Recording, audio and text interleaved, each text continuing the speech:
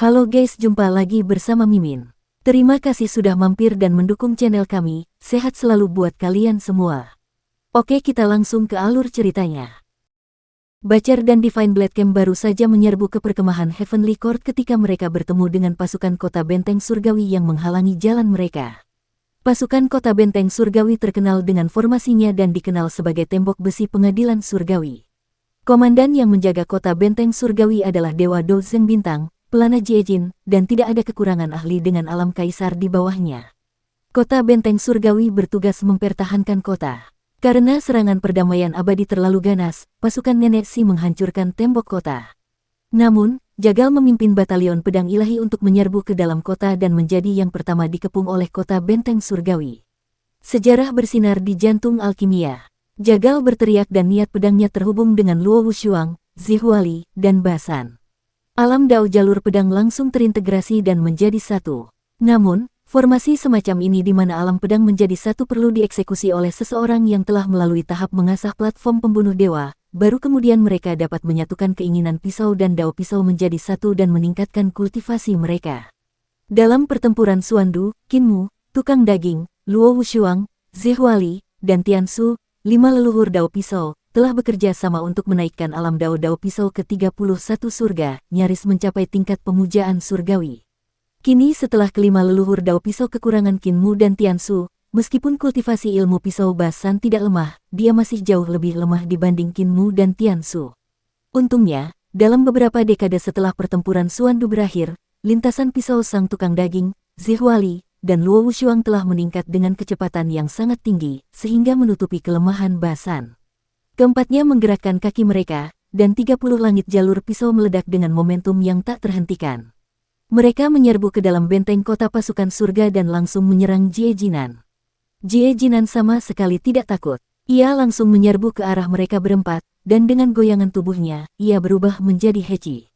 Selain Luo Wushuang, keempat orang itu tidak dikenal. Namun, ketika tubuh mereka saling bersilangan, kepala Jiejinan jatuh ke tanah, dan roh primordialnya segera meninggalkan tubuhnya. Ia mencoba melarikan diri, tetapi cahaya pedang menyambar dan roh primordialnya juga terbunuh. Keempatnya mengerahkan segenap kemampuan mereka dan memimpin batalion pedang ilahi untuk menyerang medan perang si penebang kayu dan yang lainnya. Batalion pedang ilahi tidak dapat dihentikan. Akan tetapi, ada terlalu banyak prajurit kota benteng surga di depan mereka, sehingga menyulitkan mereka untuk maju. Nenek Si menunggangi seekor binatang besar dan memimpin pasukannya untuk menyerbu. Dia melindungi mereka di sisi kiri dan kanan untuk membantu mereka menangkis tentara istana surgawi yang datang dari kedua sayap. Di belakang Nenek Si, sebatang kayu perlahan tumbuh. Gongsun Qian berjalan mendekat dan kayu itu menjadi semakin rimbun. Gongsun Qian mengangkat tangannya dan kekuatan ilahi magnetis asalnya bergemuruh, menekan semua prajurit dari pasukan pengadilan surgawi yang sedang bergegas mendekat. Mereka tidak bisa bergerak. Gongsun Qian mengangkat tangannya dan menyapu langit, membersihkan area angkasa yang luas. Korbankan roh primordial. Para prajurit yang terdesak ke tanah berteriak, dan roh primordial mereka terbang keluar dan menerkam ke arah Gongsun Fu. Mengenai roh primordial, energi asal geomagnetik tidak dapat melakukan apapun terhadap mereka. Tiba-tiba, raungan naga bergema di langit. Kaisar Yan Feng berdiri di atas kapal dan mengeksekusi tekniknya yang mendalam. Istana surgawi naga leluhur melayang di udara, dan 10.000 naga menari di udara saat mereka menyerang roh-roh primordial para prajurit pengadilan surgawi. Seketika, jiwa-jiwa dan roh purba yang tak terhitung jumlahnya melolong di langit saat mereka hancur berkeping-keping, berubah menjadi pasir hitam yang berguling-guling. Pada saat itu, pasukan dewa kiri dan kanan tiba dan bergegas menuju Kaisar Yan Feng. Ratusan kota dewa perdamaian abadi yang mengikuti di belakang kapal menembakkan lampu meriam dan menghalangi pasukan dewa kiri dan kanan. Penghormatan surgawi Yue duduk di menara kota dan menundukkan kepalanya untuk memainkan sitar.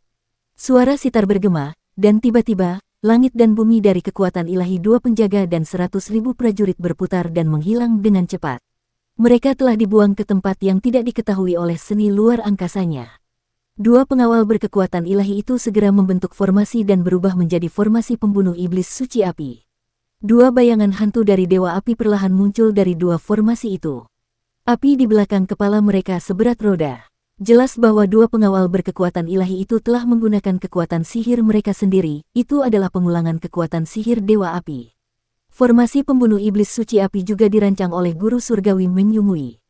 Formasi ini dikendalikan oleh dua penjaga yang memiliki kekuatan ilahi dan digunakan untuk menghancurkan kekosongan ekstrim dari Yang Mulia Surgawi Yue. Penghormatan Surgawi Yue mengangkat alisnya dan terbang dari menara kota suci. Pada saat berikutnya, ia memasuki formasi dua penjaga yang perkasa. Pada saat yang sama, Permaisuri Tianyin mengangkat tangannya dan melemparkan sebuah jam pasir. Jam pasir itu terbang ke dalam dua formasi dan tiba-tiba meledak, pasir hitam melonjak keluar dari jiwa dan kegelapan memenuhi udara.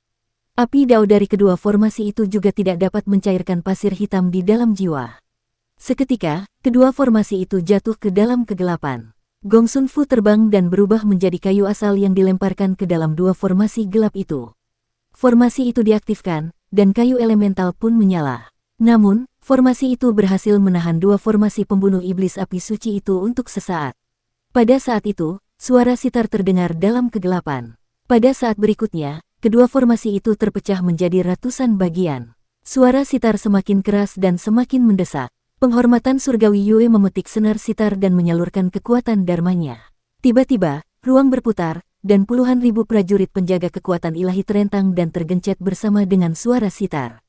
Tiba-tiba, retakan spasial muncul, memperlihatkan ruang yang kacau. Penghormatan Surgawi Yue menjentikkan lengan bajunya dan memetik sitar. Suara sitar bergema. Puluhan ribu prajurit bersiul di udara dan diusir ke kedalaman ruang yang kacau. Namun, puluhan ribu penjaga kekuatan dewa itu memang kuat. Satu penjaga kekuatan dewa saja tidak cukup untuk melawan Yue, sang pemuja surga. Namun, pemimpin formasi itu adalah eksistensi puncak alam kaisar di istana surga. Dia mengaktifkan formasi itu, setelah memasukkan penjaga kekuatan dewa ke dalam formasi itu diaktifkan sekali lagi. Formasi itu benar-benar mendistorsi lapisan ruang, mencoba melarikan diri dari kemampuan dewa Yue, sang pemuja surga. 10 jari Yue yang sangat dihormati di surga itu bergerak ke atas dan ke bawah seolah-olah telah menumbuhkan lengan yang tak terhitung jumlahnya.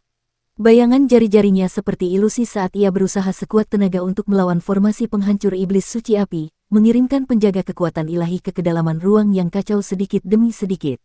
Namun, kekuatan sihir para penjaga yang perkasa itu terlalu kuat. Bahkan jika dia mencoba yang terbaik, dia tidak dapat sepenuhnya mengusir mereka. Pada saat ini, sebuah nama dao tiba-tiba terdengar sangat keras dan merdu. Pedang dao menembus biduk surgawi. Cahaya pedang itu melesat menembus langit dan mengikuti alunan sitar Yue, melesat ke dalam ruang yang kacau. Seorang Taois tua berjalan mendekat, diikuti oleh puluhan ribu Taois dari Sekte Dao Perdamaian Abadi. Pedang dao di tangannya melesat keluar bersamaan dengan alunan sitar, menembus ke dalam ruang yang kacau. Di ruang yang kacau, cahaya darah muncul, dan daging dan darah meledak satu persatu. Kemampuan keilahian Yang Mulia Yue langsung menjadi tidak terhalangi, dan dia mengasingkan pengawal bela diri dewa ke bagian terdalam dari ruang yang kacau. Daois, masuklah ke kota. Daois tua itu menyarungkan pedangnya dan memimpin puluhan ribu Daois untuk menyerbu ke perkemahan pengadilan surgawi. Penghormatan Surgawi Yue telah mengusir dua pengawal istana surgawi, yang telah menghabiskan banyak sekali kultivasinya. Dia buru-buru menggunakan sisa kekuatan sihirnya untuk memadamkan api dao di tubuh Gong Sun Fu. Gadis itu sudah hangus hitam seperti arang, dan napasnya seperti gumpalan asap. Pendeta Yue melambaikan tangannya dan mengirim Gong Sun Fu kembali ke kota suci Eternal Peace. Di kota suci, apoteker segera maju untuk mengobati Gong Sun Fu. Penghormatan Surgawi Yue tidak memiliki banyak kekuatan sihir yang tersisa, jadi dia terpotong 3 alam berturut-turut. Meskipun alam daonya sangat dalam dan dia telah berkultivasi ke alam dao surga ke-35, kekuatan sihirnya masih jauh dari mampu mengimbangi. Membuka, dia menggertakkan giginya dan memetik senar sitar, mengaktifkan semua kekuatan sihirnya yang tersisa. Dengan beberapa suara retakan keras, perkemahan yang membentang ratusan ribu mil di istana surgawi tiba-tiba terbagi menjadi 7 atau 8 bagian dan melayang ke arah yang berbeda. Pendeta Yue memuntahkan darah. 10 jarinya meneteskan darah. Senar sitar semuanya putus dan dia jatuh dari langit. Permaisuri Tianyin buru-buru menangkapnya dan hendak mengirimnya kembali ke kota suci di belakang ketika Yang Mulia Yue menggelengkan kepalanya dan berkata, "Aku hanya perlu beristirahat sebentar. Jangan ganggu aku. Masuklah ke kota secepat mungkin." Permaisuri Tianyin meletakkannya di bahunya dan berjalan memasuki kota. Ia mengaktifkan kemampuan ilahi dunia langit gelap dan sebelum para dewa dan iblis pengadilan surgawi dapat mencapainya, jiwa abadi mereka meledak satu demi satu. Pasir hitam menyembur keluar dari mata, telinga, mulut, dan hidung mereka, itu sangat menakutkan. Semua pasukan menyerbu ke arah perkemahan pengadilan surgawi dengan sekuat tenaga. Pertempuran berdarah berkecamuk di langit, dan masih ada fluktuasi hebat yang datang dari sungai surgawi. Dua kaisar Xuanwu kadang-kadang akan mengungkapkan wujud asli mereka, dan di waktu lain, mereka akan terbagi menjadi dua.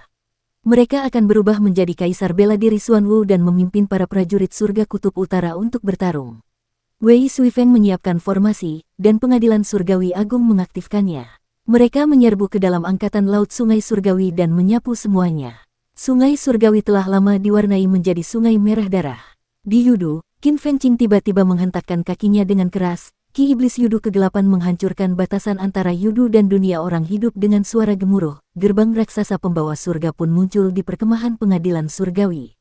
Gerbang pembawa surga terbuka, dan para dewa serta iblis yang tak terhitung jumlahnya yang telah tewas dalam pertempuran di desa Carefree dan pertempuran di lembah Lan Feng keluar dari gerbang di atas kuda kertas, menyerbu ke dalam perkemahan pengadilan surgawi. Di mana pasukan kota mistis kita? Di perkemahan pengadilan surgawi, seorang prajurit berteriak putus asa, tentara kota mistik menghususkan diri dalam menghadapi hantu dan dewa Yudu. Saat matahari menyinari mereka, jiwa mereka akan berhamburan. Di mana penjaga matahari dan bulan kota mistik? Mengapa mereka tidak datang untuk mendukung kita? Tak seorang pun dapat menjawabnya. Secara logika, bahkan jika perdamaian abadi memiliki keuntungan geografis yang besar di Yudu, mustahil bagi mereka untuk membalikkan keadaan. Selama pasukan kota mistik itu tiba, mereka akan mampu menekan para hantu dan dewa di Yudu. Dan Raja Dewa Leluhur pasti akan memimpin pasukan ibu kota misterius untuk membantu mereka. Namun, pasukan ibu kota misterius belum muncul, membuat orang-orang benar-benar cemas. Tidak seorang pun menyadari bahwa bintang-bintang di langit berada dalam kekacauan, berlarian ke segala arah, dan rasi bintang telah berubah secara drastis. Ini jelas merupakan tanda bahwa keadaan tidak aman di ibu kota misterius itu. Namun, tidak seorang pun punya waktu untuk pergi ke ibu kota misterius itu untuk mencari tahu apa yang sedang terjadi. Tempat di mana aku berdiri adalah Yudu. Di perkemahan pengadilan surgawi, tiba-tiba terdengar suara yang dalam dan kekanak-kanakan. Perkemahan pengadilan surgawi langsung menjadi gelap. Dalam kegelapan, dua api membubung tinggi seperti sungai lava yang menjulang tinggi.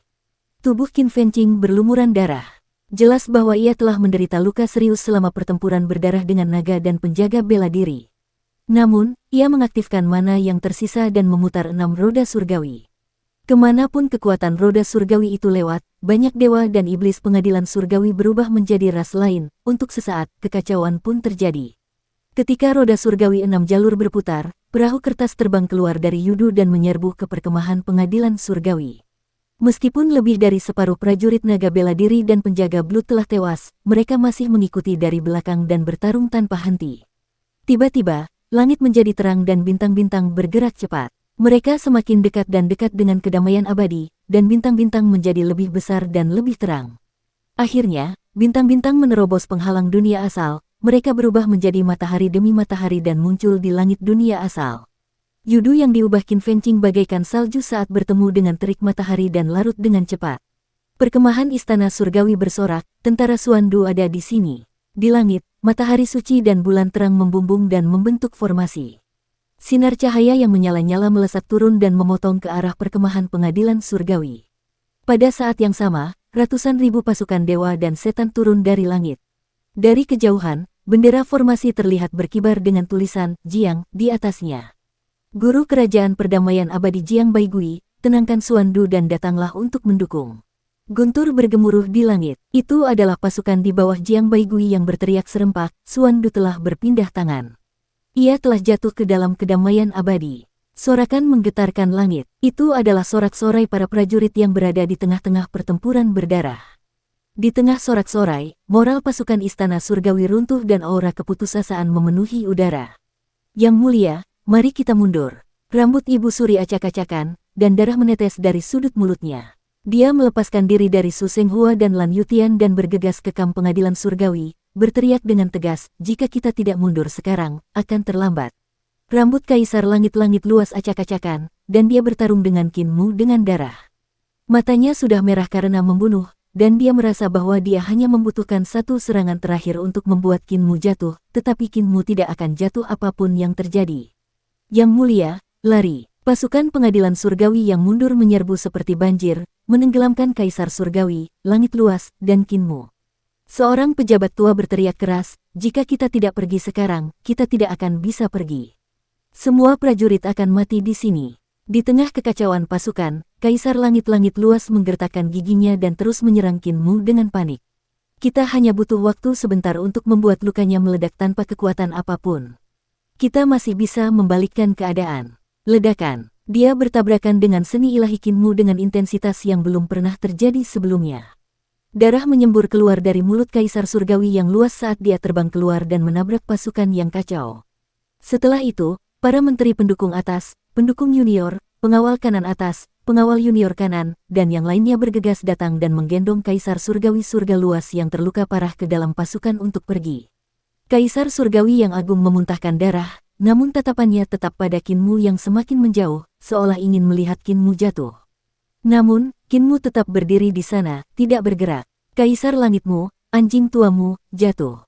Kaisar langit-langit luas memuntahkan seteguk darah lagi. Ada keputusasaan dalam suaranya, dan dia melolong seperti serigala tua yang terluka. Ketika tatapannya meninggalkan tubuh Kinmu dan terhalang oleh pasukan yang kacau, Kinmu akhirnya terjatuh dan luka-lukanya meledak. Akan tetapi, Kaisar Surgawi yang luas tidak dapat melihat pemandangan ini. Sang Fu, Sao Fu, dan menteri lainnya menyeret Kaisar Surgawi pergi. Kaisar Surgawi linglung dan hanya bisa melihat pasukan pengadilan Surgawi yang kalah di mana-mana. Pasukan pengadilan Surgawi menyebar seperti air pasang, dan jumlahnya masih banyak. Jika mereka dapat mengatur ulang pasukan mereka saat ini, masih belum diketahui siapa yang akan memenangkan pertempuran melawan perdamaian abadi. Namun, karena jatuhnya kota mistis, moral pasukan pengadilan Surgawi telah hilang. Mereka telah menjadi anjing liar dan hanya peduli untuk melarikan diri demi keselamatan mereka sendiri. Hati Kaisar Langit Agung dipenuhi dengan kesedihan. Saat ini, masih ada sebagian pasukan pengadilan langit yang menuju ke surga lain untuk melaksanakan pengorbanan darah. Selama mereka dapat menunda beberapa waktu, mereka akan dapat membiarkan para praktisi Dao dari Istana Miluo turun. Pada saat itu, akan tiba saatnya bagi pengadilan surgawi untuk mengubah kekalahan menjadi kemenangan. Kinmu terluka parah. Dengan para ahli tingkatan surgawi yang berada dalam kedamaian abadi, siapa yang dapat menghentikan para praktisi Dao dari Istana Miluo? Sayang sekali para dewa dan iblis Istana Surga tidak lagi punya nyali dan keberanian untuk meneruskan pertarungan. Kekalahan ini bukan salahku, tapi salah para prajurit pengadilan surgawi yang telah menyeretku ke bawah. Kaisar Langit-Langit Luas mengangkat lengannya dan mendorong para menteri seperti Sang Fu, Sao Fu dan yang lainnya, menewaskan puluhan prajurit berturut-turut. Dia berteriak dengan tegas, jangan lari. Terus berjuang. Jika kali ini para prajurit Istana Surgawi meninggalkan perkemahan, semua perlengkapan yang mereka bawa dari Istana Leluhur akan dibuang. Membuang senjata suci biasa adalah satu hal, tetapi yang terpenting adalah mereka telah membawa banyak tanah suci, gunung harta karun, dan barang-barang lainnya dari Istana Leluhur. Tanah suci, gunung harta karun, laut surgawi, sungai dewa, dan barang-barang lainnya ini terlalu berat. Jika mereka meninggalkannya di sini, itu akan meningkatkan kekuatan perdamaian abadi. Pada saat itu, sungguh tidak ada harapan untuk membalikkan keadaan. Mata Kaisar Surgawi Haotian merah karena membunuh, tetapi para prajurit yang melarikan diri ke segala arah menghindarinya dan terus berlari menyelamatkan diri.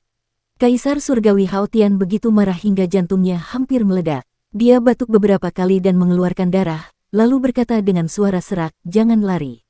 Kita belum kalah dalam pertempuran ini. Yang mulia, Sang Fu, Sao Fu dan yang lainnya bergegas lagi. Mereka mengangkatnya dan pergi. Mereka berteriak, ibu kota Hades telah jatuh ke tangan musuh. Nyawa prajurit kita dipertaruhkan. Kita sudah kalah. Prajurit kita tidak dapat menyelamatkan nyawa mereka. Yang mulia, saat kita kembali ke Istana Leluhur, kita masih bisa bangkit. Istana Leluhur jauh lebih makmur daripada dunia asal. Kita tidak bisa meninggalkan nyawa prajurit kita di sini. Kaisar Surgawi tampak putus asa. Kekuatannya tampaknya tiba-tiba tersedot keluar.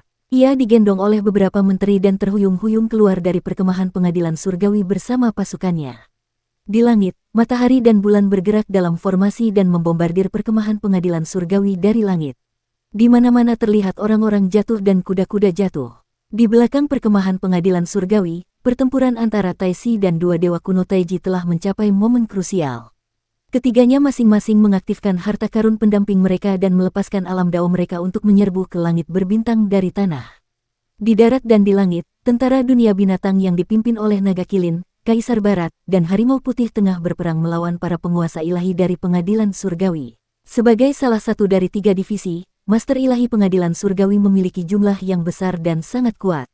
Mereka adalah satu-satunya dari 3 divisi yang mempertahankan kekuatan penuh mereka. Pasukan ini bahkan lebih besar dari Angkatan Laut Sungai Surgawi pada puncaknya. Kali ini, Naga Kilin datang untuk mengepung mereka. Kedua belah pihak telah mengirimkan dewa dan binatang raksasa yang tak terhitung jumlahnya. Mereka bertarung sampai langit runtuh dan bumi retak, gunung-gunung runtuh, dan binatang buas muncul di langit. Mereka tak terkalahkan. Tidak hanya itu, Harimau Putih Kaisar Barat dengan paksa menarik mereka ke tanah leluhurnya. Dia mengeksekusi trompet dan membiarkan darah dan ki dari pasukan binatang buas dunia binatang melonjak, tidak takut mati. Naga Kilin secara pribadi mengambil alih kendali pembentukan dunia binatang. Setelah melalui pengalaman pertempuran surga selatan, ia sudah menjadi komandan yang memenuhi syarat yang dapat memimpin sendiri. Pertempuran dengan para master ilahi dari Pengadilan Surgawi sangat sengit. Kaisar Barat Harimau Putih gagah berani dan terampil dalam pertempuran. Ia adalah dewa perang kuno dan tidak takut mati. Ia menyerang di garis depan, dan Naga Kilin telah mempelajari perubahan aneh formasi Kinmu. Namun, ia lebih berhati-hati daripada Kinmu. Ketika ia menggunakan kitab suci pemeliharaan manusia untuk mengendalikan dunia binatang, ia memiliki sikap seorang pemimpin. Ia membuat semua raja binatang di dunia binatang setia kepadanya.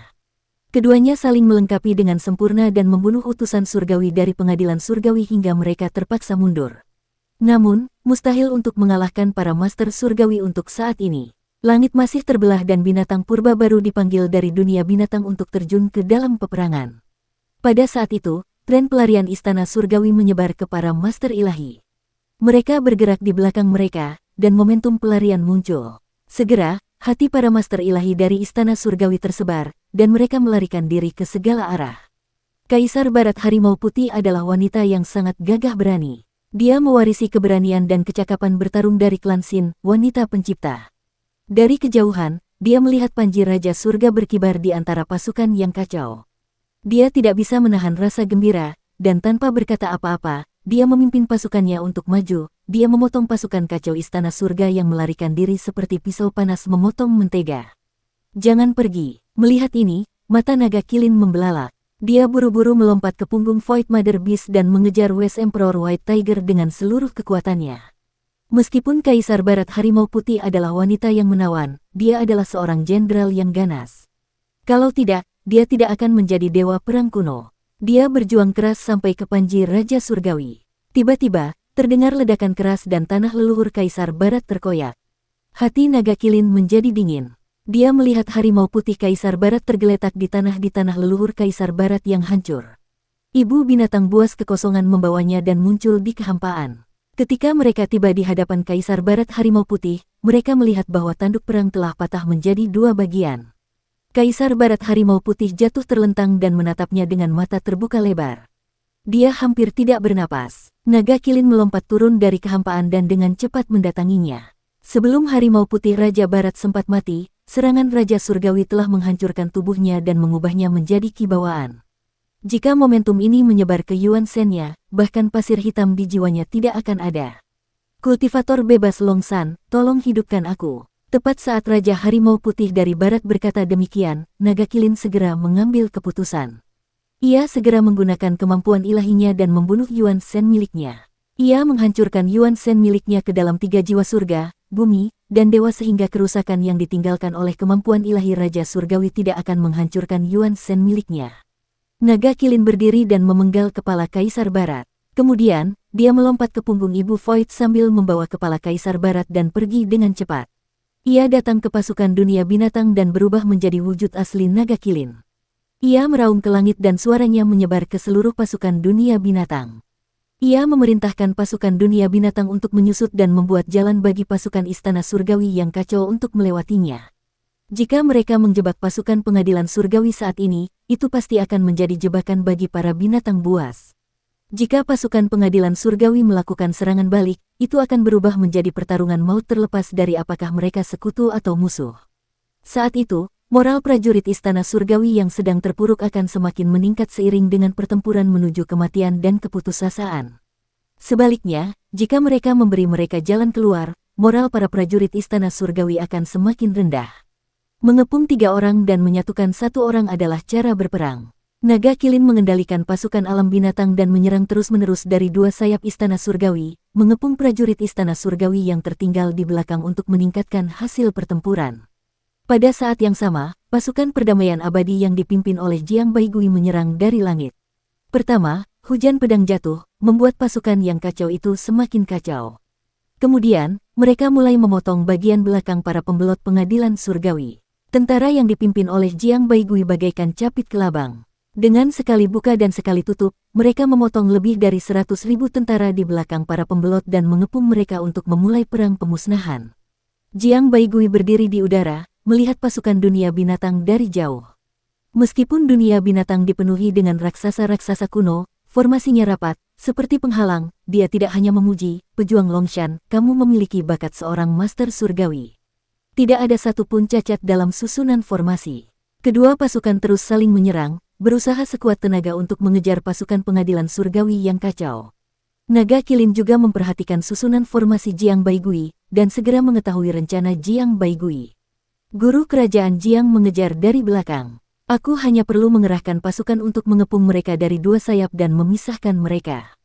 Lalu aku bisa mengepung mereka bertiga sekaligus dan membuat istana surgawi berdarah terus-menerus. Aku tidak perlu menghancurkan prajurit istana surgawi yang telah dipisahkan. Guru kerajaan Jiang tentu saja akan bergegas dari belakang untuk menghancurkan orang-orang ini. Meskipun mereka berdua tidak berkomunikasi, mereka dapat melihat rencana masing-masing. Koordinasi mereka sempurna, sehingga istana surgawi harus menyerahkan lebih banyak perbekalan untuk menggerakkan pasukan dengan cepat. Senjata berat yang sulit dibawa juga dilempar ke bawah. Setelah beberapa saat, api tiba-tiba berkobar. Sekelompok pasukan perdamaian abadi lainnya bergegas keluar dari perkemahan pengadilan surgawi dan mengejar mereka. Itu adalah pasukan yang dipimpin oleh Vermilion Bird dan Yan Er. Setelah beberapa saat, sekelompok dewa berkepala 3 dan berlengan 6 tiba, dan Kaisar Merah dan Kaisar Cerah bergegas mendekat. Ketika Jiang Baigui menerima bantuan dari kedua pasukan ini, ia merasa tenang. Pasukan yang dipimpinnya telah menempuh perjalanan jauh untuk menghancurkan para dewa dan setan Suandu, dan mereka telah bergegas untuk mendukungnya tanpa henti.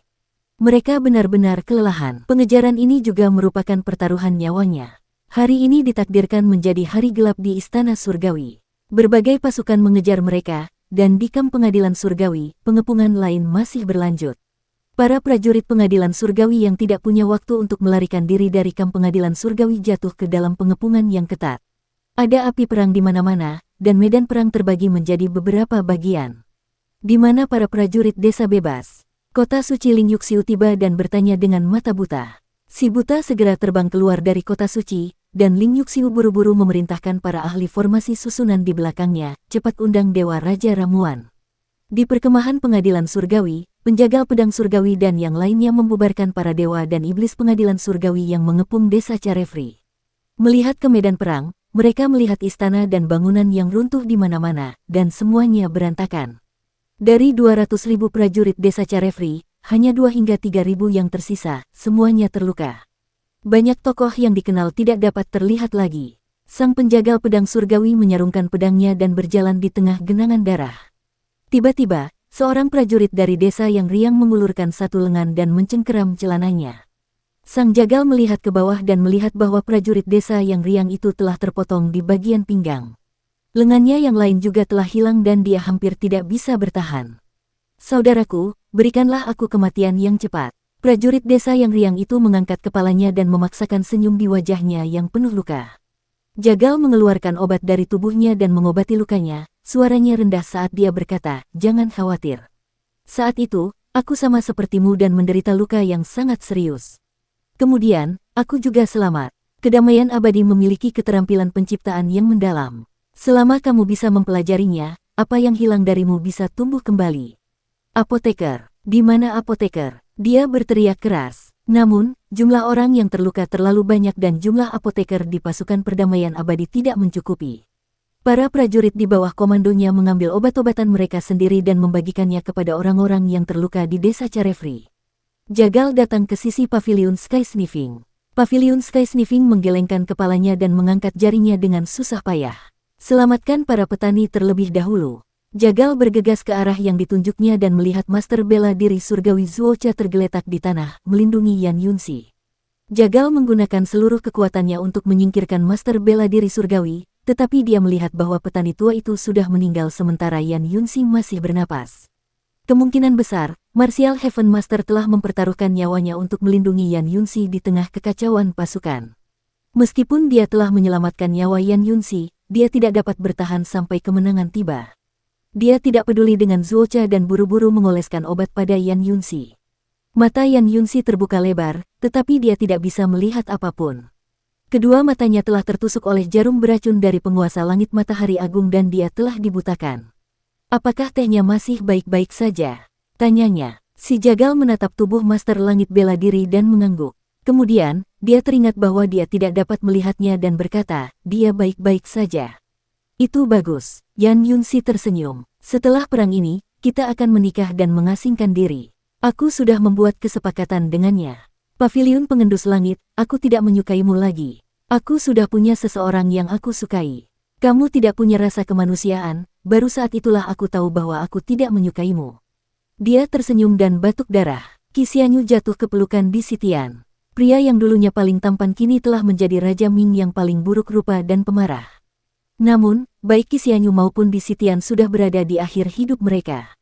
Dalam pertempuran ini, Kaisar Merah telah mencapai nirwana 9 kali dan kekuatan tempurnya semakin kuat setiap kali. Namun, setelah 9 kali, ia masih menghabiskan seluruh kekuatan hidupnya.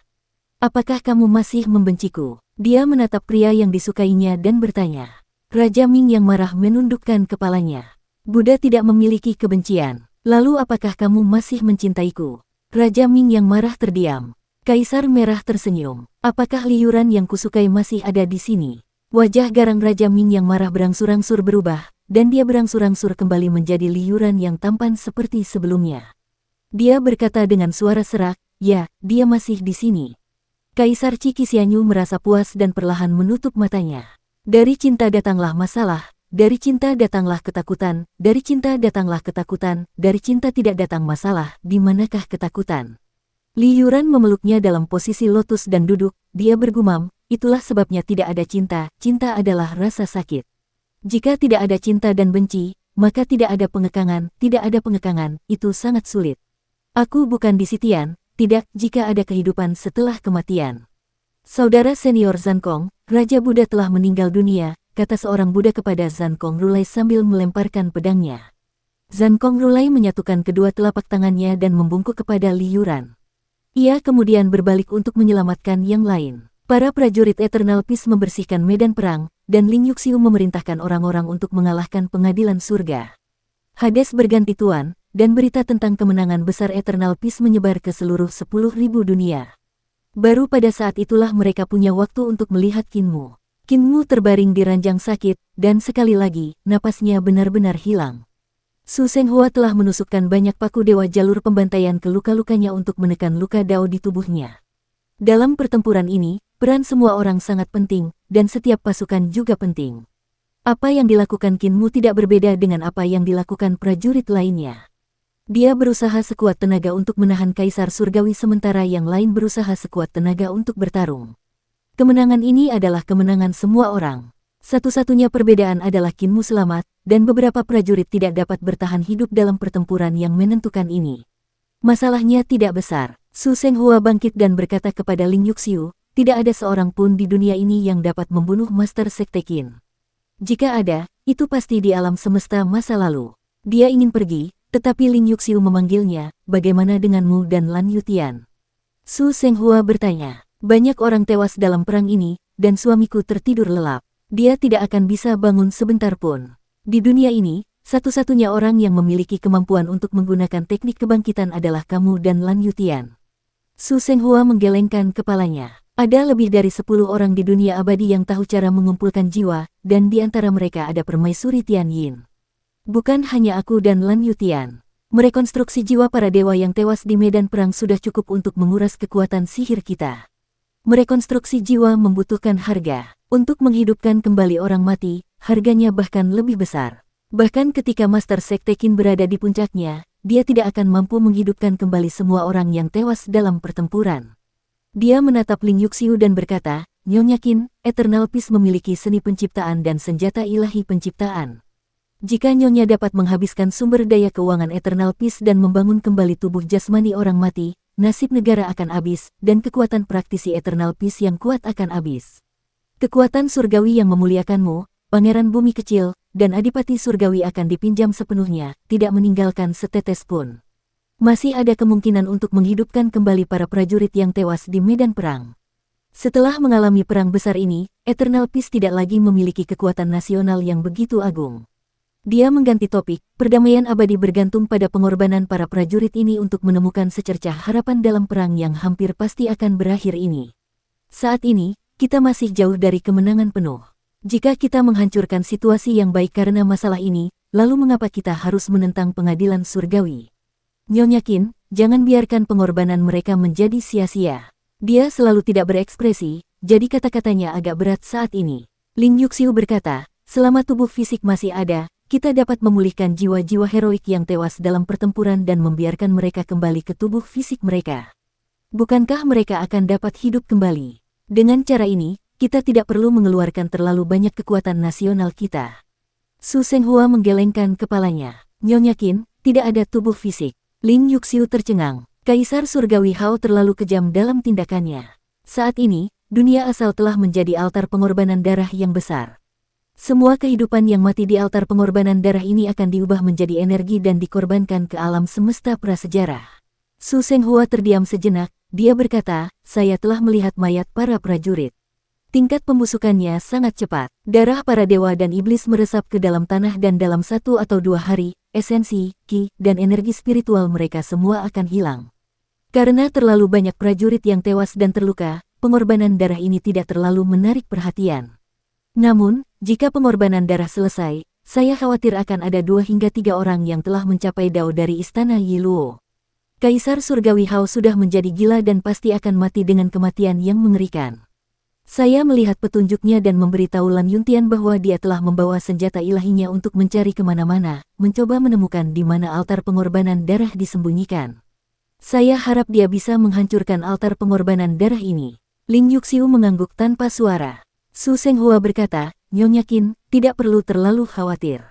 Master Sekte Qin selalu melakukan segala sesuatunya dengan persiapan. Bahkan, dia sudah menduganya dan membuat persiapan. Sekarang, dao besar Yudu telah berubah. Ling Yuxiu agak bingung. Su Senghua berkata, ketika saya mengolah dao besar Yudu, saya menemukan bahwa tidak hanya ada 64 dao besar Yudu. Sebaliknya, ada 6 lagi, mencapai 70. 6 dao besar Hades lainnya adalah 6 jalur reinkarnasi, 6 jalur reinkarnasi.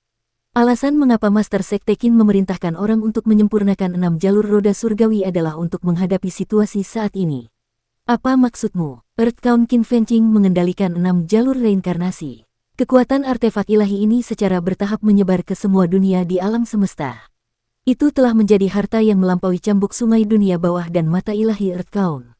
Su Senghua melangkah keluar, 6 jalur reinkarnasi mungkin akan memungkinkan orang yang meninggal untuk memasuki reinkarnasi dan memperoleh kehidupan baru, katanya. Tentu saja, prasyaratnya adalah mereka belum berubah menjadi pasir hitam. Di masa depan, tanggung jawab Earth Count dan Raja Suci Tianqi Ren mungkin berbeda dari Earth Count dan Raja Suci Tianqi Ren. Master Sekte Qin telah membuat persiapan untuk masa depan, dan dia telah membuat rencana bahkan sebelum pertempuran dimulai. Itu mengagumkan. Ling Yuxiu berbalik dan datang ke ranjang pasien. Dia duduk di tepi ranjang dan menatap Qinmu yang sudah tak bernyawa. Luka-luka Qinmu membuat hatinya sakit, tetapi tidak ada yang bisa dia lakukan. Bahkan makhluk paling cerdas dan kuat seperti Lan Yutian dan Su Senghua tidak dapat menyembuhkan luka dao Qinmu, dan bahkan apoteker paling kuat pun tidak dapat berbuat apa-apa. Dia hanya bisa diam menunggu Qinmu bangun dan menyembuhkan dirinya. Lelaki yang terbaring di ranjang sakit itu telah melakukan banyak hal demi kedamaian abadi dan alam semesta. Setiap kali ia menghadapi bahaya, ia akan selalu menjadi orang pertama yang berlari ke depan. Bahkan jika ia terluka parah, ia tidak akan ragu untuk membiarkan orang membawakan peti jenazahnya. Pikirannya terlalu jauh jangkauannya, dan dia telah merencanakan rencana untuk hari ini puluhan tahun yang lalu. Dia membungkuk dengan lembut dan bersandar di sisi Qinmu. Mereka telah menjadi suami istri selama puluhan tahun, dan mereka semakin jarang berpisah. Dia tidak pernah menyangka bahwa mereka hanya bisa merasakan kedamaian sesaat sekarang. Tiba-tiba, Ling Yuxiu bangkit dan meninggalkan ranjang sakitnya. Kemenangan pertama Eternal Peace adalah masa yang paling kritis, jadi tidak ada ruang untuk cinta. Ia kembali lagi pada tekad yang kuat dari permaisuri agung di generasinya. Saat ia menangani urusan resmi, ia memberikan perintah satu demi satu. Ia meminta semua prajurit untuk menyingkirkan yang terluka dan mengumpulkan mereka menjadi pasukan untuk mendukung Jiang Baigui, Naga Kilin, dan yang lainnya untuk memperluas hasil pertempuran. Kita harus mengusir istana surgawi dari dunia asal. Pada saat yang sama, Ling Yuxiu mengeluarkan perintah lain untuk memobilisasi semua praktisi seni Dewa Perdamaian Abadi untuk memastikan bahwa logistik terhubung dengan baik. Mereka harus memotong gunung, membangun jembatan, dan membangun portal teleportasi di benteng-benteng di sepanjang jalan. Mereka harus memastikan bahwa ada persediaan yang tak terbatas, paling tidak, mereka harus memastikan bahwa tidak ada lebih sedikit pil roh dan obat-obatan ajaib yang dikirim dari belakang perdamaian abadi. Kehidupan para prajurit dan prajurit adalah hal yang paling penting. Sedangkan untuk yang terluka yang masih tersisa, mereka akan dirawat oleh apoteker Eternal Peace. Mereka harus mempercepat perawatan dan menyelamatkan nyawa mereka. Ketika Ling Yuxiu menyelesaikan semua ini, hari sudah larut malam. Ada banyak bintang di langit, tetapi rasi bintang masih kacau. Perang besar lainnya di kota mistik masih berlangsung dan belum berakhir. Itulah perang antara Adipati Surgawi dan Raja Dewa Leluhur. Itu sangat penting bagi mereka sebagai ayah dan anak, tetapi bagi perdamaian abadi, itu tidak ada hubungannya dengan situasi keseluruhan. Ling Yuxiu mengenakan pakaiannya dan menatap langit di malam hari.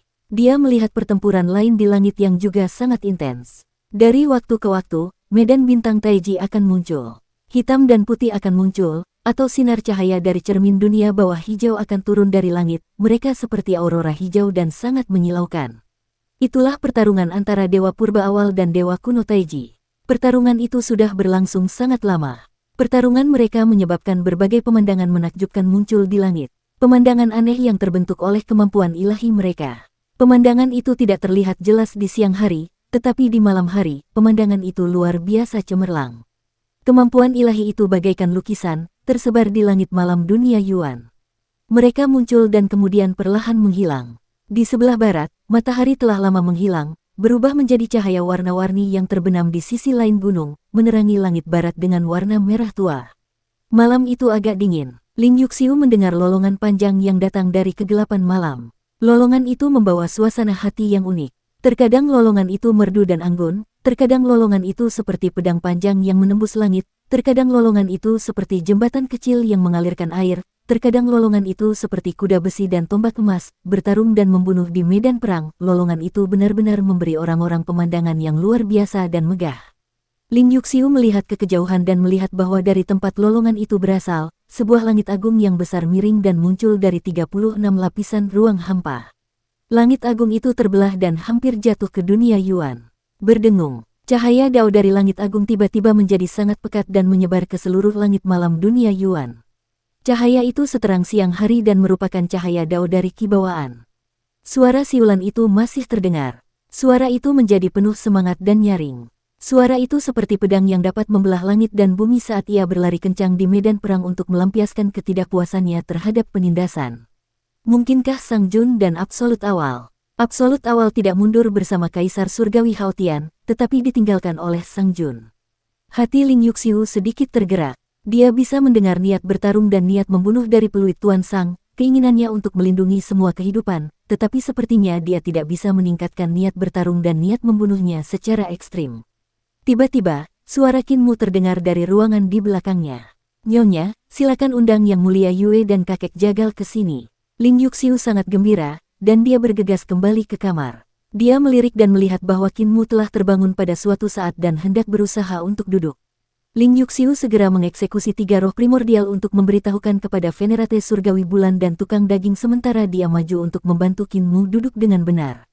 Pelan-pelan saja, sakit sekali. Qin Mu menarik napas dingin dan berkata, paku-paku ini pasti ditusukkan oleh Su Seng.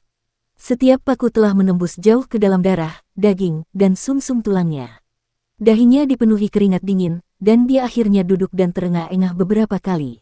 Luka-luka Yue yang sangat parah belum pulih, dan tubuh si tukang daging juga penuh dengan luka-luka dao, jadi dia ditinggalkan untuk dirawat.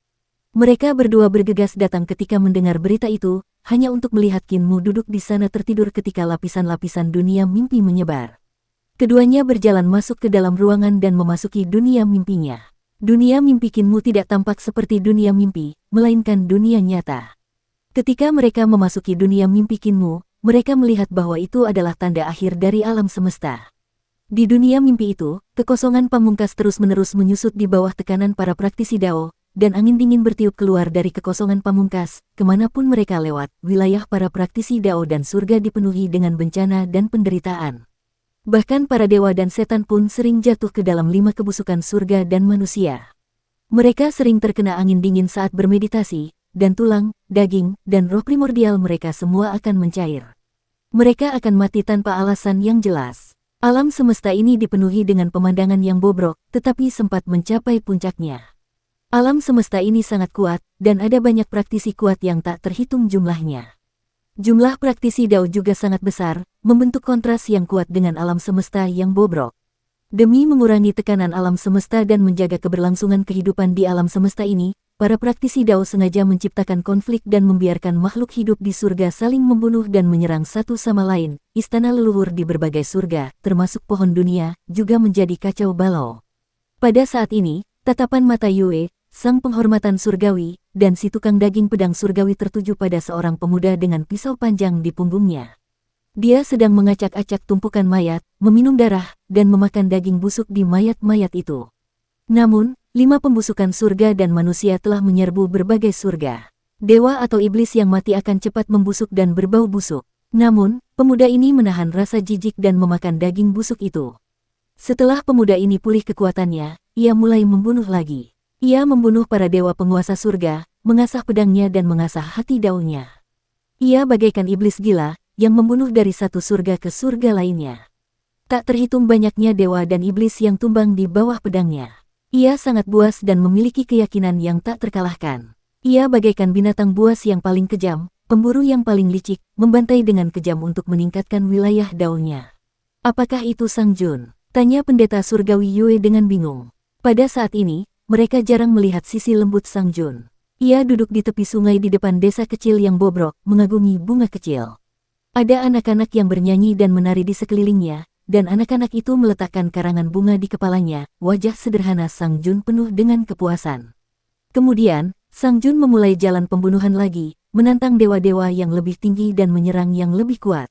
Pada hari ini, dia akhirnya menjadi salah satu eksistensi terkuat di alam semesta, melancarkan serangan terhadap para Dao Achievers yang agung dan perkasa. Saat para peraih Dao mati di tangannya, dia akhirnya meraih Dao dengan membunuh.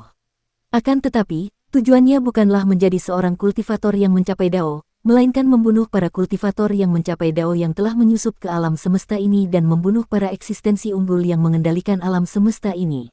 Membunuh bukanlah tujuannya. Apa yang sebenarnya ingin dia lakukan adalah melindungi orang-orang biasa di alam semesta ini. Sekarang, dia akhirnya memiliki kekuatan seperti itu. Ia mengenakan karangan bunga yang diberikan kepadanya oleh anak-anak dan memandang surga yang luas di atasnya. Ia menatap alam semesta dengan gembira, dan senyum polosnya membeku di wajahnya. Orang pertama yang mencapai Dao di era ke-16 juga merupakan orang terakhir yang mencapai Dao di era ke-16. Pencapaian Dao-nya telah menghancurkan alam semesta ini dan menghancurkan kehampaan terakhir. Kiamat besar telah tiba pada saat ini, dan seluruh alam semesta telah jatuh ke dalam keadaan runtuh dan hancur. Banyak makhluk biasa telah mati secara tragis ketika gelombang pertama kiamat besar telah tiba. Ia sangat ingin menyelamatkan alam semesta ini dan menyelamatkan semua makhluk hidup biasa, tetapi ia malah menjadi orang terakhir yang menghancurkan alam semesta ini, menjadi algojo yang telah membantai semua makhluk yang ingin ia lindungi. Pada saat malapetaka besar kehancuran alam semesta meletus, Sang Jun sudah gila. Dia tidak peduli bagaimana cara bertahan hidup dari malapetaka besar itu dan malah menyerang mereka yang telah mencapai Dao dengan panik. Penghormatan surgawi Yue dan Jagal menatap pemandangan ini dengan linglung. Akhirnya, dengan hancurnya alam semesta dalam mimpi ini, mimpi itu pun sirna. Kinmu terengah-engah dan berkata, "Yang mulia Yue, kakek tukang daging, dapatkah kamu membangkitkan niat membunuh tertinggi dalam hati Sang Jun?" Jagal keluar dan memerintahkan para prajurit untuk membawa 100 genderang perang sepanjang 300 yard. Ia berdiri dan menanggalkan pakaiannya, memperlihatkan tubuh berototnya. Ia memegang 2 palu besar di tangannya. Pendeta Yue duduk di belakang formasi genderang perang dan menyambung senar sitar. Suara sitar terdengar pelan dan beresonansi dengan siulan di malam hari. Tidak cepat maupun lambat, tidak cepat maupun lambat.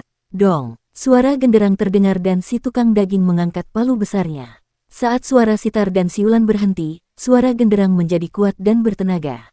Saat ketukan drum berbunyi, energi spiritual dan ki spiritual di dunia tiba-tiba menjadi gelisah. Ketukan drum itu sederhana, dan hanya ada suara dentuman yang paling murni. Namun, seolah-olah setiap pukulan menghantam jantung, ki dan darah, dan menyebabkan ki dan darah mendidih, itu memenuhi hati dengan niat membunuh.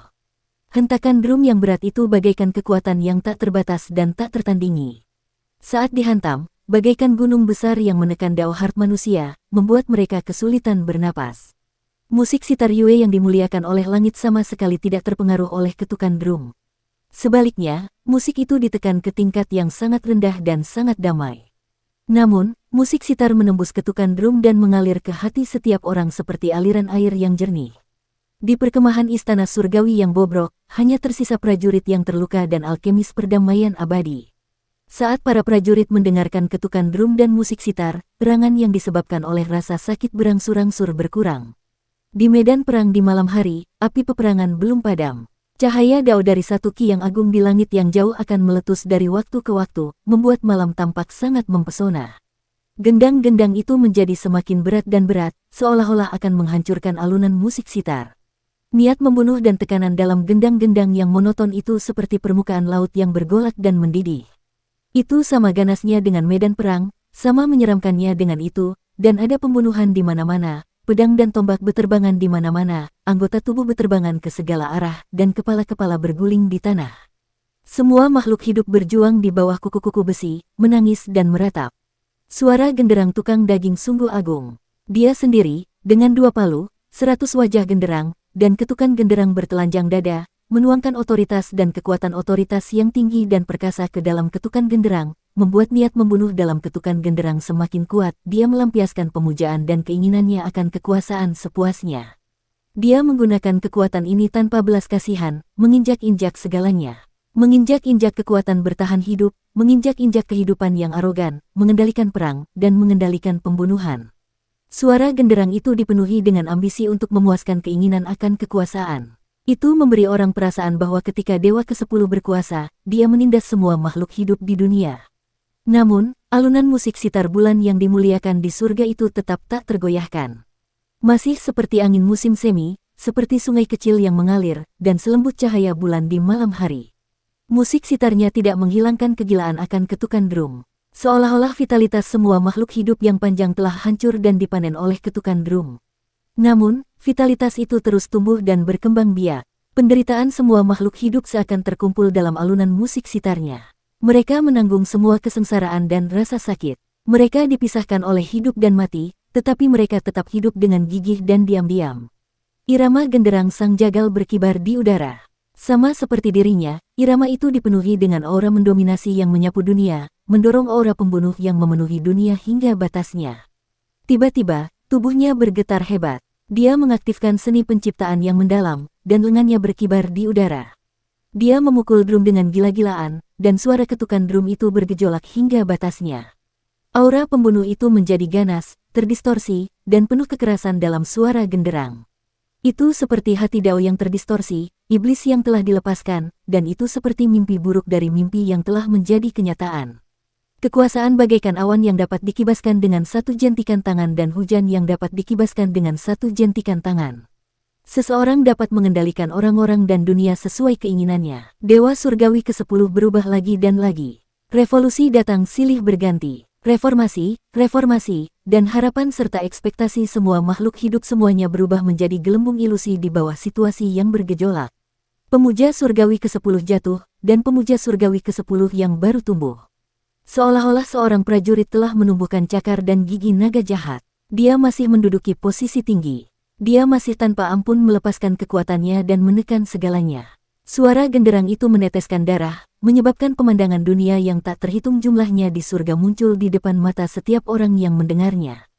Pemuja surgawi ke-10 yang mengendalikan dunia memiliki penampilan yang baik hati, tetapi ia mengendalikan pertikaian dan kekacauan seluruh alam semesta, menyebabkan bencana yang tak terhitung jumlahnya, semua demi dapat hidup terus, semua demi memuaskan keinginannya akan kekuasaan. Pada saat ini, suara sitar ditekan sekeras-kerasnya, begitu pelan hingga hampir tak terdengar. Seolah-olah kehidupan semua makhluk hidup akan segera berakhir pada saat ini, hancur total oleh bencana tersebut. Pada saat ini, suara sitar tiba-tiba berubah. Klang, klang, klang, klang. Niat membunuh mulai meningkat. Pada saat itu, suara sitar yang membuat kulit kepala mati rasa dan jiwa bergetar itu seakan hidup kembali. Membuat mata berkaca-kaca, membuat seseorang merasa seolah-olah telah kembali ke masa lalu, mengalami masa lalu, dan melampaui masa lalu. Perasaan itu membuat semangat juang seseorang terbebas saat ini. Sungguh sangat kuat dan dahsyat. Seakan-akan air pasang telah menyebar ke pegunungan dan menutupi daratan. Seakan-akan raksasa telah mengganggu langit berbintang dan menarik sungai surgawi. Itu suara seorang pejuang yang gigih. Suara sitar melawan suara genderang. Dua aura pembunuh saling terkait dan bertabrakan, meningkatkan aura pembunuh di langit dan bumi ke puncaknya. Si jagal semakin menggila. Dia melambaikan 100 lengannya dan memukul genderang perang. Dia melakukan segala yang dia bisa untuk meredam suara sitar dan meredam perlawanan semua makhluk hidup. Namun, aura pembunuh dalam sitar terus meningkat. Setelah dihancurkan, aura itu bangkit kembali dengan keras, menjadi semakin keras dan keras, menjadi semakin nyaring dan kuat. Tiba-tiba, rambut panjang Yue yang sangat indah berkibar tertiup angin. Ia memainkan sitar dengan 10 jarinya. Pada saat ini, 50 senar musik sitar berkumpul dan berubah menjadi niat membunuh yang menjulang tinggi yang menyerbu ke depan. Zeng, musik sitarnya sangat tajam dan menusuk, membuat darah mendidih. Lagu Sang Jun tentang dao pembantaian, pembunuhan pertama di malam terang bulan. Pada saat yang sama, sebuah surga muncul di belakang Yang Mulia Yue. Itu adalah surga pertama di alam dao. Di surga itu, sosok Yang Mulia Yue yang memainkan sitar muncul lagi. Musik sitar itu begitu cepat sehingga membuat orang sulit bernapas. Tiba-tiba, dia memainkannya, suara sitar mendorong niat membunuh yang memenuhi langit dan bumi ke tingkat yang sama sekali baru. Pembunuhan kedua Yue Ye. Sebelum suara sitar mereda, surga lain muncul di belakangnya. Sosok ilusif dari Dewa Yue berdiri di dalam surga alam dao itu. Lengan bajunya yang panjang berkibar tertiup angin, dan 10 jarinya berkibar tertiup angin. Sitar terus berputar di sekujur tubuhnya, dan segala macam melodi terjalin. Tiba-tiba, Dewa Yue meraih sitar dan memukulnya dengan keras. Pembunuhan ketiga di malam terang bulan. Lapisan lain dari surga alam dao muncul. Sosok ilusi celestial Yue membelai sitar dan tiba-tiba berdiri di samping, tangannya bergerak liar. Pembunuhan keempat, kemudian tibalah pembunuhan kelima, pembunuhan keenam, pembunuhan ketujuh, dan pembunuhan kedelapan. Di belakang celestial Yue, muncullah lapisan demi lapisan ahli alam dao. Mereka mendorong kemauan keras semua makhluk hidup, perlindungan mereka yang memiliki kemauan, dan niat membunuh langit dan bumi hingga ke titik ekstrim. Irama genderang sang jagal sudah tersebar dan tersebar, tetapi dia masih dengan kuat memukul genderang untuk menahan suara sitar, berusaha untuk menekannya, memaksakan keluarnya niat membunuh yang lebih dalam dan tirani serta tak kenal ampun. Bang bang bang, daging di tubuhnya meledak, dan dia terus memukul genderang dengan panik. Dalam hal kultivasi dan ranah dao, tukang daging tidak dapat dibandingkan dengan Yang Mulia Yue dalam hal apapun. Namun, jika dia ingin merangsang niat membunuh tertinggi dari Sang Jun yang disebutkan Kinmu, dia perlu menggunakan tekanan yang lebih kuat, dia perlu merangsang niat membunuh dalam musik sitar Yang Mulia Yue. Di tengah suara musik sitar yang bergetar, niat membunuh hampir meledakkan kulitnya, membuat ki dan darahnya mendidih seperti cahaya pagi. Namun, dia terus memukul genderang tanpa henti. Surga alam dao milik Venerate Surgawi Bulan segera mencapai surga ke-33, dan lagu pembantaian Sang Jun juga telah dinaikkan ke surga ke-34. Pembunuhan yang ke-34, niat membunuh dari surga, mengubah bintang-bintang dan mengubah tempat tinggal. Pada titik ini, niat membunuh begitu kuat sehingga menyebabkan fenomena abnormal. Ruang terdistorsi, dan tornado iblis surgawi muncul di langit, membentuk bilah dewa iblis surgawi. Selain iblis surgawi, ada juga iblis darah, yang melolong saat berputar, mayat yang tak terhitung jumlahnya mengapung di lautan darah, berjuang dan meratap. Tiba-tiba, genderang besar meledak, dan genderang perang setinggi 300 meter di sekitar tukang daging hancur oleh niat membunuh. Si tukang daging berlari maju dan menggunakan punggungnya yang lebar untuk melindungi genderang terakhir. Dia mengangkat 100 lengannya dan menghantamkannya ke genderang perang terakhir. Dong, suara genderang itu bergema dan permukaan genderang itu meledak. Sang jagal berlumuran darah saat ia jatuh ke tanah dengan senyum di wajahnya. Ini yang terbaik yang bisa kulakukan. Sisanya terserah padamu, Celestial Moon Lord. Zeng zeng zeng. Suara sitar naik ke tingkat berikutnya. Itu adalah pembunuhan ke-35 dari lagu Dao Pembantaian Sang Jun. Bumi meletus dengan niat membunuh, dan naga serta ular itu bangkit ke tanah. Bumi terbelah, dan hasrat membunuh yang terpancar dari dalam tanah bagaikan seekor naga dan ular yang melata. Darah menetes dari sudut mulut pemuja surgawi Yue saat dia mengaktifkan pembunuhan ke-36. Niat membunuh seorang manusia sudah cukup untuk menjungkirbalikkan dunia. Bayangan ilusi dari kekosongan tingkat ke-36 di belakangnya muncul. Bayangan itu tidak stabil dan sulit dibentuk. Dia tidak memiliki cukup kekuatan dan fondasi untuk menggunakan pembunuhan ke-37 dari lagu Dao Pembantaian Sang Jun. Pembunuhan ke-37 adalah niat membunuh pamungkas yang paling penting. Namun, Yue, sang pemuja surgawi, masih kurang dalam beberapa aspek. Ia tidak dapat menggunakan pembunuhan terakhir. Pada saat ini, lapisan-lapisan mimpi menyebar dan mengelilinginya. Dalam mimpi itu, pemuja surgawi Yue tampaknya telah menjadi penguasa Sang. Dia mengalami kehidupan tragis penguasa Sang dari sudut pandang penguasa Sang. Mimpi itu terasa panjang, tetapi sesungguhnya hanya sesaat. Dalam sekejap itu, pemuja surgawi Yue melewati dunia yang terdistorsi di akhir zaman ke-16 dalam wujud Sang Jun. Dia memahami kegigihan Sang Jun, mimpinya, harapannya, dan keputusasaannya. Hanya dengan mengalaminya, dia dapat memahami penderitaan yang dialami Sang Jun dalam hidupnya yang tragis. Baru kemudian dia dapat memahami mengapa pisaunya telah dipotong oleh Qin Mu, mengapa hati daunnya telah runtuh, dan mengapa dia tidak bisa seperti sebelumnya. Dia telah menjadi Sang Jun yang telah menimbulkan ketakutan dalam malapetaka besar di zaman ke-16. Di alam Dao ke-36 sang pendeta surgawi Yue, bayangan hantu dirinya muncul dan memetik senar sitar. Lagu Jalur Pembunuhan Sang Jun, pembunuhan ke-37. Surga dan manusia bersatu, 10.000 transformasi menetapkan fondasi. Musik sitar terdengar, dan jalur pembunuhan mendidih. Dao tak terbatas, dan Yue, sang pemuja surgawi, memuntahkan darah. Sitar itu meledak, dan dia ambruk terlentang dengan senyum di wajahnya. Pada saat itu, kekosongan puncaknya telah menjadi Dao. Saya mungkin dapat memainkan lagu Tuan Muda keempat Istana Miluo. Dia berbaring di tanah dan menatap niat membunuh yang melonjak di langit. Dia berpikir dalam hati, Yang Muliamu, aku dapat membantumu dalam pertempuranmu dengan Tuan Muda keempat. Qin Mu menarik kembali mimpinya dan menenangkan diri. Dia melihat keluar jendela ke langit malam. Di langit malam, niat membunuh yang sangat mengerikan meledak dari surga yang luas. Cahaya pisau menyala di sana dan membelah kibawaan. Di luar rumah, si tukang daging tergeletak di tanah. Melihat cahaya pisau dari jauh, dia tak dapat menahan senyum. Di matanya, serangan pedang ini mengandung terlalu sedikit dao pedang. Namun, kombinasi dao membunuh dan dao pedang memberinya perasaan memahami dao lagi. Cahaya bilah pedang itu begitu menawan. Cahaya bilah pedang berubah menjadi cahaya darah dan mewarnai Alheaven Agung dari satu ki menjadi merah. Jalan pembunuhan membunuh dao agung langit dan bumi. Pada saat ini, hati dao Sang Jun telah mencapai kesempurnaan dan daonya sudah cukup untuk membunuh dao agung ki bawaan. Dalam satu ki agung Alheaven, pohon dao terbelah dan bunga dao hancur, menyebabkan Great Alheaven runtuh. Qin Mu memejamkan mata dan tidak melihat adegan terakhir. Dia berkata dengan suara rendah, "Kakak kedua, mohon maaf atas ketidaknyamanan adik kecil ini dan aku tidak bisa mengantarmu pergi."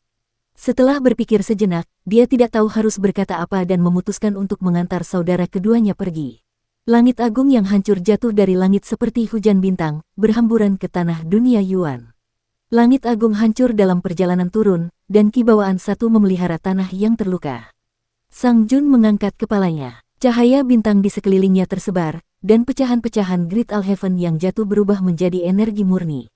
Tanah setelah pertempuran tidak lagi hancur seperti sebelumnya. Tanaman tumbuh, dan tanah menjadi subur. Ini bukan zamannya yang ke-16, tetapi zamannya yang ke-17. Tidak ada teman lamanya, tetapi masih ada orang-orang biasa yang ingin dia lindungi. Dia pergi tanpa bersuara dan berjalan ke dalam bayangan. Sebagai pembunuh yang tangannya berlumuran darah, meskipun dia sekali lagi memahami niat membunuh yang terdalam dan mencapai Dao, dia tidak rela mencap jalur pembunuhannya dalam kehampaan yang terdalam. Dia tidak ingin berjalan di bawah sinar matahari dan tidak diawasi oleh orang lain. Di kota suci di atas perkemahan pengadilan surgawi, di kamar Qin Mu tempat ia memulihkan diri, cahaya tiba-tiba berkedip. Qin Mu membuka matanya dan menatap bayangan gelap di bawah lampu. Setelah beberapa saat, ia tersenyum. Kakak kedua sudah pergi. Sang Jun berjalan keluar dari bayangan di bawah lampu dan mengangguk tanpa suara. Kinmu menghela napas lega. Dulu, aku menjadi saudara angkat dengan kaisar tertinggi, absolut awal, dan Luo Xiao. Aku tidak ingin lahir di tahun, bulan, dan hari yang sama, tetapi ingin meninggal di tahun, bulan, dan hari yang sama. Setelah saudara ketiga Luo Xiao meninggal, aku terus memikirkan betapa kesepiannya dia. Aku ingin mengirim kedua saudaraku untuk menemuinya, tetapi sekarang, aku akhirnya mendapatkan apa yang kuinginkan.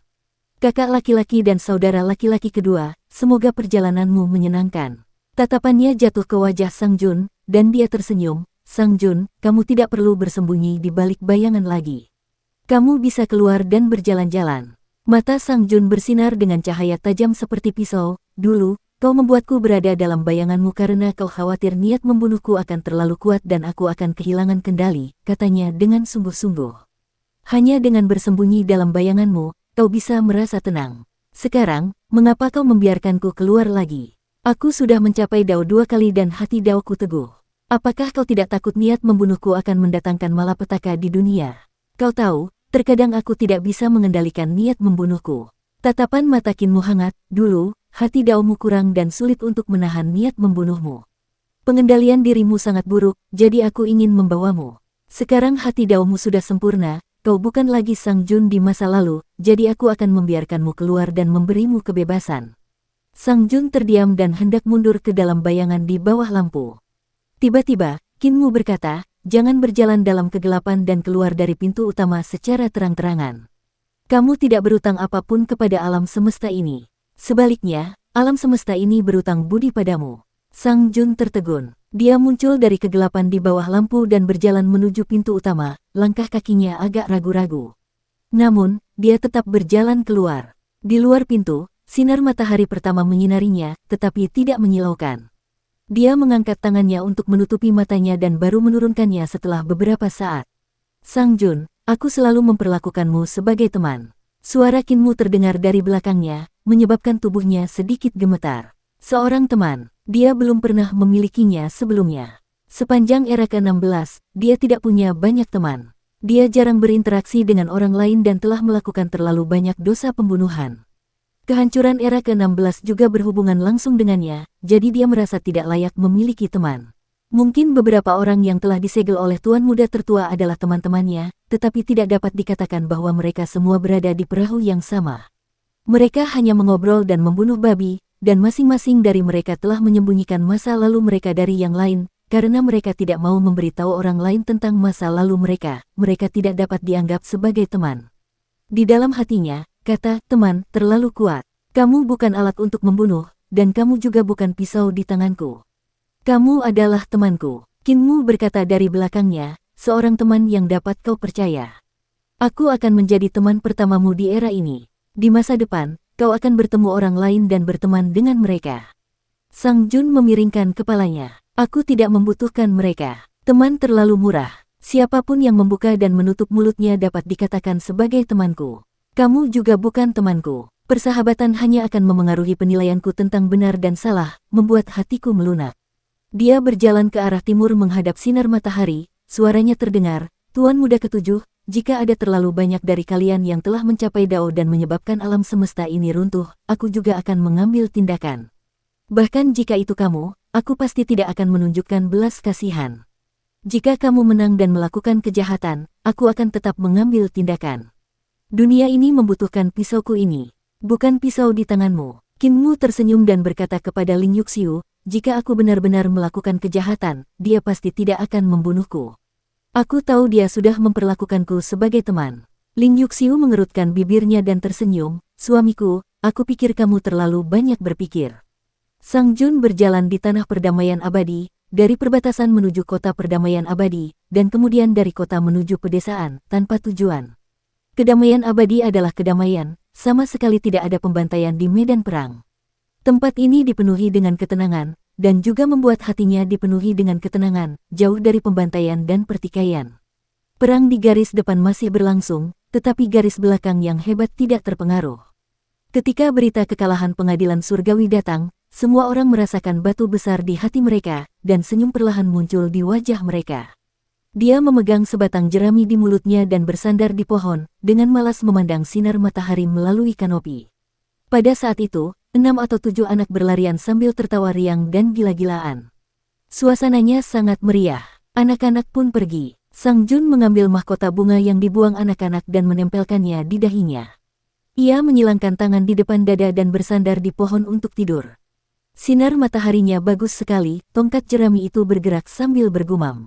Suandu, bintang-bintang sedang kacau dan bintang-bintang bergeser, menandakan bahwa dunia masih belum damai. Namun, tidak banyak orang yang memperhatikan Suandu. Saat ini, pasukan utama Eternal Peace masih mengejar istana surgawi dan mengusir sisa-sisa istana surgawi keluar dari dunia asal. Pertempuran di Suandu adalah pertempuran antara Adipati Surgawi dan Raja Dewa Leluhur. Suandu sangat luas, jadi pertempuran ini tidak memengaruhi dunia asal.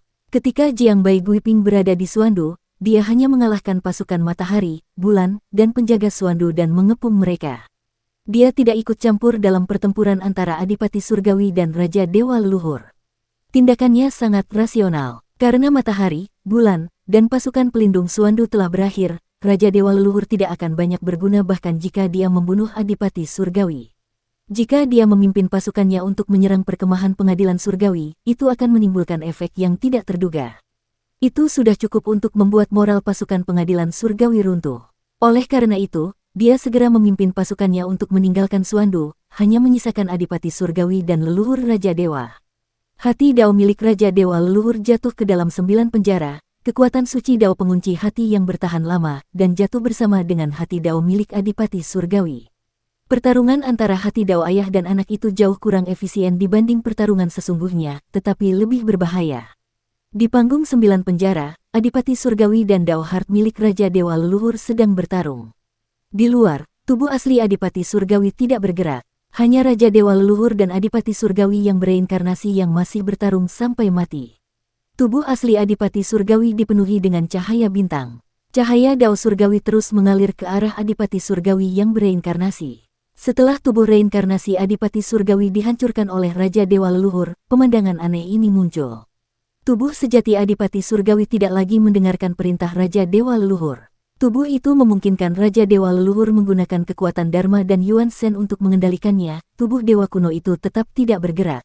Sebaliknya, Dao Surgawi yang mengalir dari tubuh sejati Adipati Surgawi mulai menerjang menuju jiwa Adipati Surgawi, menempa kembali tubuhnya untuknya. Ini adalah pertempuran atas kehendak surga. Dalam pertempuran kehendak surga, Adipati Surgawi memperlihatkan kehendak surga yang lebih sesuai dengan Dao Surgawi daripada Raja Dewa Leluhur. Ia mengalahkan Raja Dewa Leluhur, menyebabkan Dao Surgawi meninggalkan Raja Dewa Leluhur. Kehancuran reinkarnasi Adipati Surgawi sebenarnya merupakan berkah tersembunyi. Namun, bahkan tanpa tubuh asli Adipati Surgawi, kekuatan tempur Raja Dewa Leluhur masih sangat mengejutkan. Dia masih salah satu eksistensi terkuat di dunia, jauh melampaui Adipati Surgawi dalam hal kultivasi dan kekuatan. Namun, sesuatu yang membuatnya takut muncul. Dia memiliki keuntungan yang sangat besar terhadap Adipati Surgawi. Dia telah melukai Adipati Surgawi berkali-kali, tetapi Adipati Surgawi tidak pernah mati. Dia disembuhkan berkali-kali oleh Dao Surgawi Kota Mistik. Sebaliknya, setiap kali ia menyia-nyiakan kekuatannya sendiri akan berkurang sedikit. Tubuhnya dan Yuan Shen tidak terkunci oleh 9 platform penjara. Hanya hati Dao-nya yang terkunci, dan yang terpengaruh oleh kuncian itu adalah kondisi pikirannya. Ini tampaknya tidak penting, tetapi hati Dao yang tampaknya tidak berguna itu memengaruhi kemampuannya untuk pulih. Itu bahkan memengaruhi kultivasinya, membuatnya mustahil baginya untuk pulih ke puncak. Luka-luka di tubuh jasmaninya juga tidak dapat disembuhkan. Pada saat yang sama, Adipati Surgawi menjadi semakin kuat. Dengan dukungan Dao Surgawi, kemampuan Adipati Surgawi semakin dekat dengannya. Dengan ini, tidak akan lama lagi sebelum dia bukan lagi tandingan Duke Surgawi. Jalan mengunci hati 9 penjara akan bertahan lama. Seni ilahi Kinmu, aspek mengerikan dari seni ilahi ini, hanya dapat dialami oleh mereka yang mengalaminya sendiri. Untungnya, Sang Adipati Surgawi tampaknya masih memiliki kasih sayang seorang ayah dan anak. Dia tidak pernah membunuhnya dan selalu memberikan kelonggaran. Meski begitu, luka-luka Sang Raja Dewa Leluhur masih semakin parah. Dia benar-benar ingin memanfaatkan kelonggaran yang ditinggalkan oleh Adipati Surgawi dan kasih sayang Adipati Surgawi yang menjilati betisnya untuk mengambil kesempatan membunuh Adipati Surgawi. Namun, tidak peduli seberapa keras dia mencoba, dia tidak dapat membunuh Adipati Surgawi. Yang lebih penting lagi, dalam pertempuran hati Dao di platform 9 penjara, dia telah menderita kekalahan telak. Dao Heart miliknya telah diremukkan oleh Adipati Surgawi dan tergeletak di tanah seperti anjing mati. Di sampingnya, Dao Heart Adipati Surgawi menatap ke langit. Anakku, panggung 9 penjara adalah panggung untuk mengunci hati Dao, dan juga tempat untuk menempa hati Dao. Dao Heart milik Heavenly Duke menarik kembali pandangannya dan menatap Dao Heart milik leluhur Dewa Raja yang sedang berusaha untuk bangkit. Dia berkata dengan sungguh-sungguh, seni ilahi Kinmu telah menafsirkan keajaiban Dao yang terkandung dalam platform 9 penjara dan menyatukan pemahamannya tentang Dao Heart. Dia telah berusaha keras dan menggunakan gerakan ini untuk menjebak Dao Heart klon milikku dari Celestial Master Hong, berharap agar aku dapat keluar dari platform 9 penjara dan memahami hati surga. Saat itu, aku bodoh dan telah salah memahami niat baiknya, menyebabkan reputasiku hancur dan klon milikku mati. Setelah bereinkarnasi, saya bersedia menanggung api karma orang-orang yang meninggal karena dosa saya. Saya mendengar pikiran semua makhluk hidup dalam api karma dan menanggung karma semua makhluk hidup. Baru saat itulah saya menyadari bahwa ini adalah pertama kalinya saya begitu dekat dengan jantung surga. Matanya menunjukkan ekspresi penuh harap. Hades dan Suandu adalah dua hal yang bertolak belakang. Dao Agung Hades dan Dao Agung Suandu adalah dua hal yang bertolak belakang.